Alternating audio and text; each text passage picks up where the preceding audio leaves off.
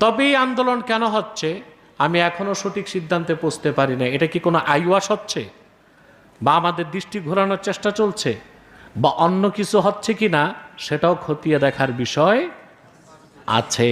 কারণ কোটা বিরোধী আন্দোলনে ছাত্রদের আন্দোলনকে সারা দেশের মানুষের কাছে পৌঁছায় দিচ্ছে সাংবাদিকরা। কারা?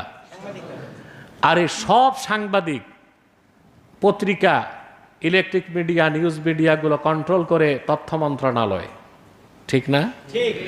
তথ্য মন্ত্রণালয় যদি লাল কার্ড দেখায় দেয়, তাহলে কোনো সাংবাদিকের বাবার ক্ষমতা নাই এই আন্দোলনের প্রচার করবে। সেগুলো দেখার জন্য রাজনৈতিক বিশ্লেষক আছে, তারা বলবে, কিন্তু এটা অবিচার, ঠিক না? আপনি যদি বলেন শরীয়ত কি বলে,